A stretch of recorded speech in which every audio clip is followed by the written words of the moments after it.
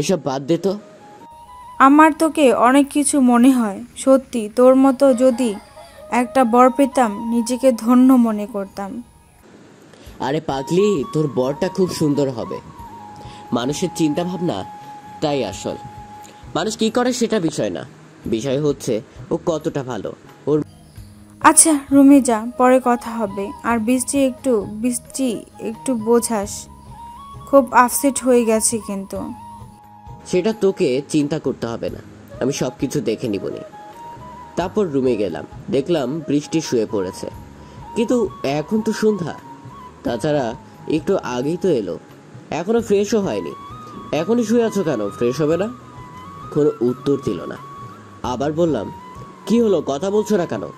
কিছু কি হয়েছে? না কিছু হয়নি, আপনি ফ্রেশ হয়ে নেন, আমার ভালো লাগতেছে না। ওকে, তবে কিছু বলার থাকলে বল আমাকে, এভাবে মন খারাপ করার কিন্তু কিছুই নেই। ফ্রেশ হয়ে আবার রুমে আসলাম, এখনো শুয়েই আছে। যাও ফ্রেশ হয়ে এসো, খুব ক্ষুধা লাগছে। আমার খিদে নেই, খাবো না, আপনি গিয়ে খেয়ে আসেন। এবার কিন্তু বেশি হয়ে যাচ্ছে। কি হয়েছে? একটু আগেই তো ভালো ছিলে, ওঠো তাড়াতাড়ি। বললাম তো ভালো লাগতেছে না, আপনি খেয়ে আসেন যান। বললাম না উঠো, এখনই উঠো। জোরে বললাম, মনে হয় ভয় পেয়েছে।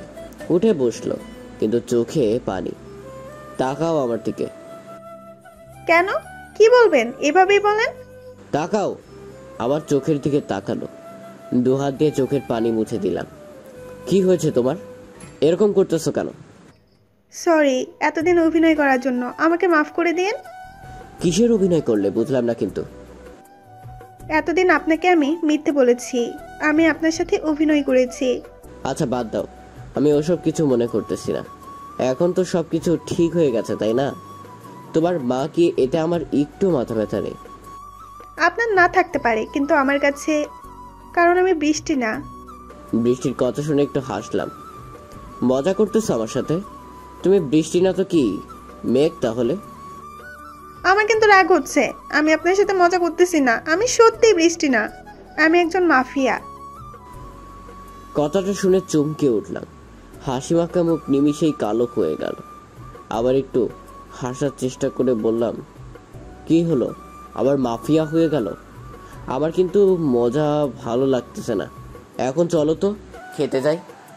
কথাটা বলে হাত ধরে টানতে লাগলাম, কিন্তু এরপরে বৃষ্টি যা করলো সেটা আমার কল্পনারও বাইরে ছিল। কোথায় থেকে যেন একটা পিস্তল বের করব বলল। এখন বিশ্বাস হচ্ছে? আমি মজা করলাম না, আর একটা কথা বললে কিন্তু ওইটাই শেষ কথা হবে। এক নিমিষে বৃষ্টির চেহারা অন্যরূপ ধারণ করলো। আগের বৃষ্টি আর এই বৃষ্টি অনেক পার্থক্য। কি সব পাগলামি করতেছো? এসব খেলনা পিস্তল কত দেখেছি, আমার কিন্তু ভয় করছে না। ভালো, খুব ভালো। এটা আপনার অভিনয় মনে হচ্ছে তাই না? আমি কিন্তু মোটেও অভিনয় করতেছি না, আমি আপনাকে ইচ্ছে করে বিয়ে করিনি। তো কি করে বিয়ে করছো? এমনি বিয়ে করলো হয় আমাদের? এমনি হয়নি, এটা পুরো একটা প্ল্যান ছিল, আমি আপনাকে মারার জন্য বিয়ে করেছিলাম। এবার কিন্তু বেশি হয়ে যাচ্ছে, অনেক অভিনয় হয়েছে। আমি সবকিছু বিশ্বাস করছি, এখন চলো তো নিচে। কিছু না বলে আমার সাথে নিচে যেতে লাগলো। খেতে গেল, হয়তো আরো কিছু বলতে চেয়েছিল, কিন্তু আমি বলতে দিলাম না, কারণ আমি জানি ও অভিনয় করতেছে। খাওয়া শেষ করে রুমে আসলাম, বাড়িতে লোকজন এসে ভরে গেছে, পুরো বাড়ি সাজানো। তাই আমার একটু বাইরে গেলাম। বারান্দাতে কিছুক্ষণ পর বৃষ্টি আসলো, হাতে চা নিয়ে। এই নেন চা খান, ভালো লাগবে। মনে মনে এটাই চাচ্ছিলাম। চাটা সঠিক সময়ে এনেছো, এই না হলে আমার বউ। কোনো উত্তর দিল না, কিছুক্ষণ দুজনেই চুপ থাকলাম। হঠাৎ বৃষ্টি বলা শুরু করলো, আপনি আমাকে খুব ভালোবাসেন তাই না? কেন, তোমার কি মনে হয়? না কিছু না, এমনি মনে হলো তাই বললাম। এমনি কেন, তুমি আমাকে ভালোবাসো না? সেটা জানি না, তবে খুব ভালো লাগে আপনার সাথে থাকতে, আপনার সাথে কথা বলতে। এটাকে কি বলে তা জানি না আমি। তাই বুঝি, এটা কেই মনে হয় ভালোবাসা মানে? হয়তো আমি তখন যে কথাগুলো বললাম, আমি কিন্তু মিথ্যে বলিনি। আবার ওই কথা? আমি না বললাম এসব আমি কিছু শুনতে চাই না। আমি তোমাকে এমনিই ভালোবাসি। তুমি যাই হও তাতে আমার কিছু যায় আসে না। আবার চুপ হয়ে গেল বৃষ্টি। এবার কোমরে হাত দিয়ে বললাম, বউটা হঠাৎ চুপ হয়ে যায় কেন? তাইলে কি আমাকে ভালোবাসে না আমার বউ? আরে কি করতেছেন, সবাই তো দেখতেছে। তাই কি? আমার বউকেই তো ধরেছি, অন্য কাউকে তো না। যে যেভাবে ভাবো। বৃষ্টি হাত দুটো কোমর থেকে চারিয়ে রুমে চলে গেল। মনে হয় লজ্জা পেয়েছে। আমিও পেছন পেছনে যেতে লাগলাম, কিন্তু পাশের বারান্দায় চোখটা যেন আটকেই গেল। কারণ ফারিয়া দাঁড়িয়ে আছে, মনে হয় আমাদের পুরো কাহিনীটাই দেখেছে। কেমন জানি দৃষ্টিতে তাকিয়ে আছে আমার দিকে, যে দৃষ্টির কোনো ভাষা নেই। আমার কেমন যেন ভয় লাগছিল ওর ওই টাকা না দেখি। বিষয়টা এড়িয়ে গেলাম, হয়তো ফারিয়া বুঝতে পেরেছে। রুমে ঢুকে দেখলাম বৃষ্টি চুল বাঁধতেছে। বিষয়টা দেখি কেমন একটা রোমান্টিক ভাব চলে গেল। সিনেমার কথা মনে পড়ে গেল। আমিও কম কিসের, পেছন থেকে জড়িয়ে ধরে চুলের মধ্যে মুখটা গুজে দিলাম। আপনার কি হয়েছে বলেন তো? এটা কি করতেছেন? কি করলাম? একটু রোমান্টিক হতে চাচ্ছি, তাও হতে দিবে না নাকি? কি? এটা রোমান্টিকতা কোথায় থেকে শিখলেন গো? আগে তো জানতাম না আমি। সিনেমা থেকে শিখেছি।